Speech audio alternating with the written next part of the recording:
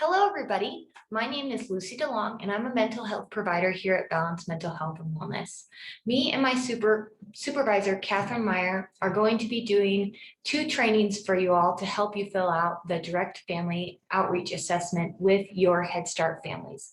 I'll be doing part 1 of the training, which is this video right now, and Catherine will be doing the part 2 training, which will be a later video.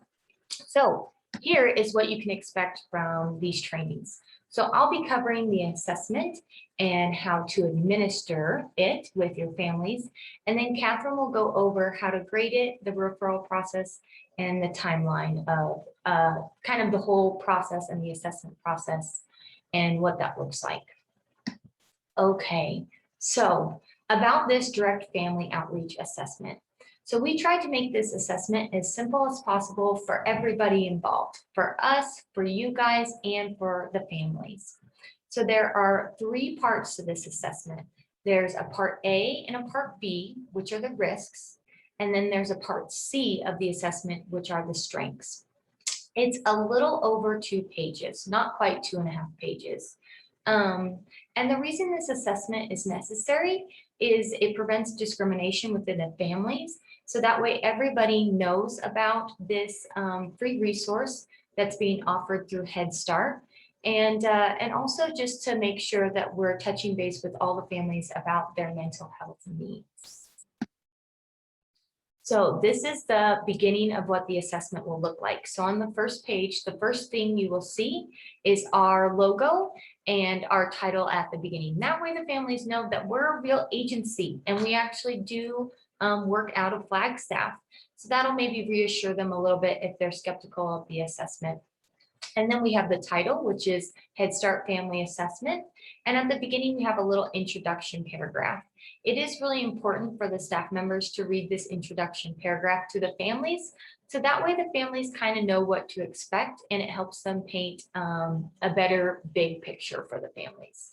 So it says, hello, thank you for taking the time to complete this assessment.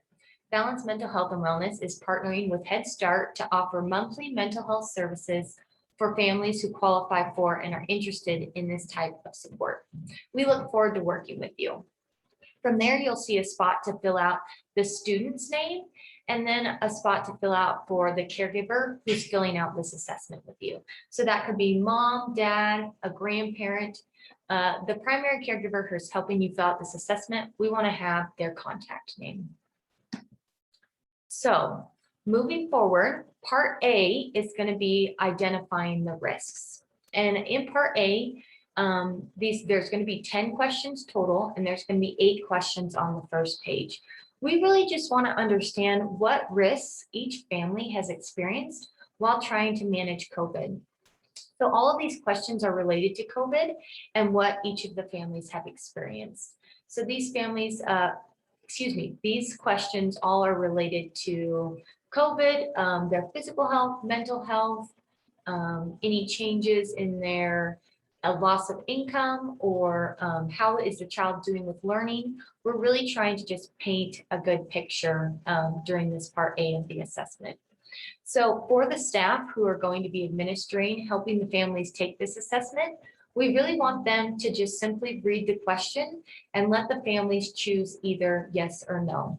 There doesn't need to be any explaining the question. We really just want a simple reading the question, so that way the families get to choose either yes or no. So once the families once they answer the question, then either the yes or no will be circled, and you'll continue to move down to the next question. So really read out the question, have the families answer yes or no, and then circle whichever one they choose. All right.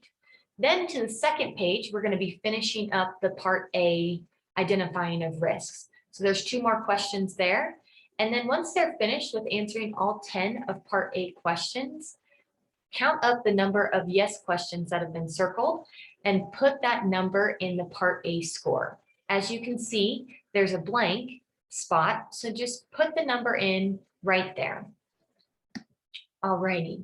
Next, we're going to be moving into the part B identifying risk question. Now these are still risks, but we've turned it into a part A and a part B because these risks are just a little more severe.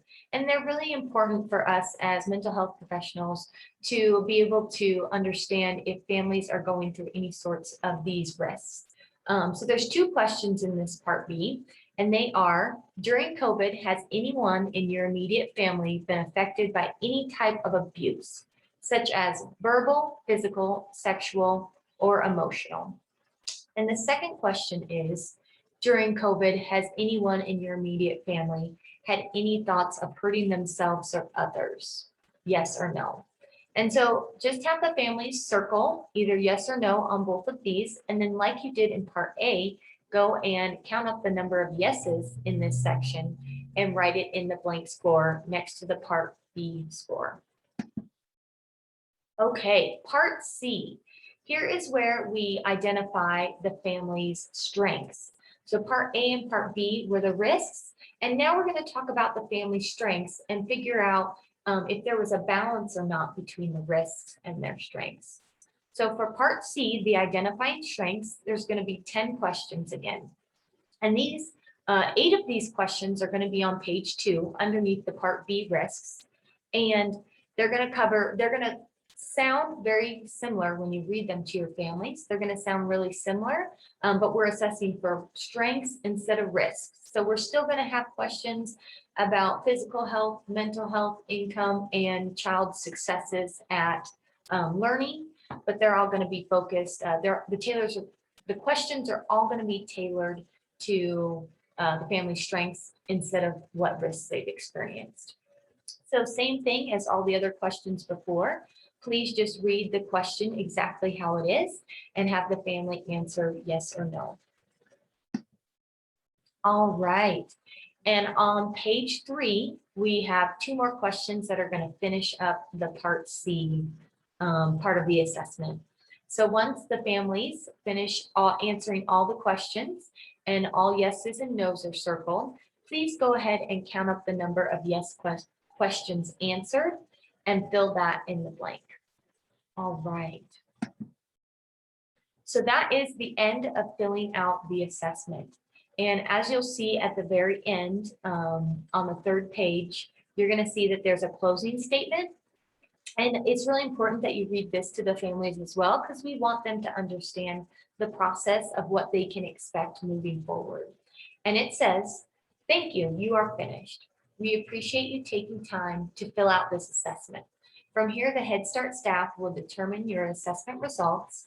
If you qualify for monthly mental health services, a provider will be reaching out to you to confirm that you are interested in services and to discuss your service options with you."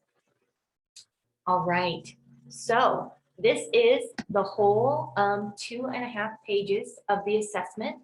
We really tried to make it as simple and straightforward for the families and everybody else involved, because we want this to be a successful experience for the families who are interested in mental health services and who qualify for mental health services. So this is the end of the part 1 training video. And from here, you can expect Catherine to follow up with the part 2 training video that's going to go in a little more in depth about troubleshooting and the grading process and the referral process. Thank you so much, and we look forward to working with you all.